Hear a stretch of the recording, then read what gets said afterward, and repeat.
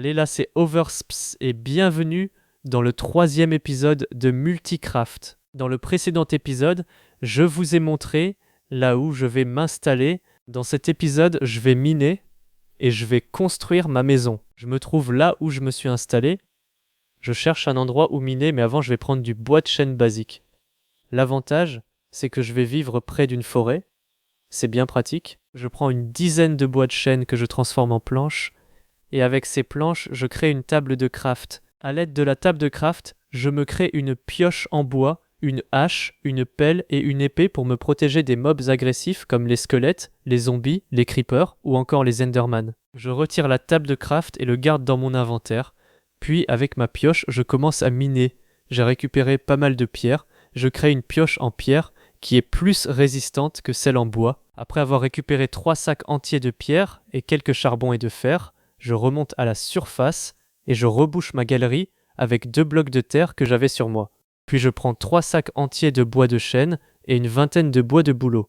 J'en fais des planches et un escalier en bois en bouleau. Maintenant, je passe à la construction de ma maison. Je mets les planches sur les blocs d'herbe pour faire mon sol en mettant 12 planches en longueur et 10 en largeur. Comme ça, ma maison sera très grande. Je crée les pièces du rez-de-chaussée, le salon, la cuisine et une salle des coffres. Je crée un plafond à 6 blocs de hauteur avec des planches de bois de bouleau et un espace pour mettre des échelles pour pouvoir monter à l'étage. Au premier étage, il y aura ma chambre, une bibliothèque, une salle d'enchantement et un bureau ainsi qu'une salle de bain. J'ai prévu également une cave isolée où guérir des villageois zombifiés et pouvoir obtenir des ressources à des prix intéressants. Je finis le contour de ma maison avec le toit en utilisant des pierres et des escaliers du même matériau à 6 blocs de hauteur. Puis je mine sous ma maison à 10 blocs sous terre et je remplace les contours de pierre et de la terre par des planches de bouleau et un sol en planches de chêne.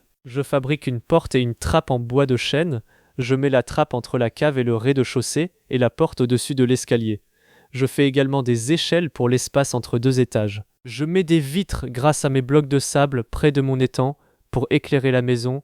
Je crée 8 fenêtres en tout, 4 à chaque étage. Il me reste plus qu'à trouver un mouton à laine violet pour me faire un lit et ainsi passer la première nuit avant de conclure ce 3e épisode de Multicraft. Après plusieurs heures de marche, je trouve enfin un mouton à laine violette et grâce à une cisaille, j'ai pu lui retirer sa laine violette, puis je rentre chez moi avant la tombée de la nuit et l'apparition des mobs agressifs. Je rentre chez moi en fermant la porte.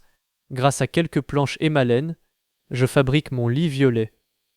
Je monte à l'étage placer mon lit et je passe la nuit. Je me réveille, j'élimine quelques zombies et creepers en les éloignant de ma maison. Et voilà, c'est tout pour le 3e épisode de Multicraft. J'espère qu'il vous aura plu. Pour le 4e épisode, on commencera l'aménagement dans la maison et la construction d'un spawn. C'était Oversps. Portez-vous bien comme dirait l'autre et surtout gardez votre swag.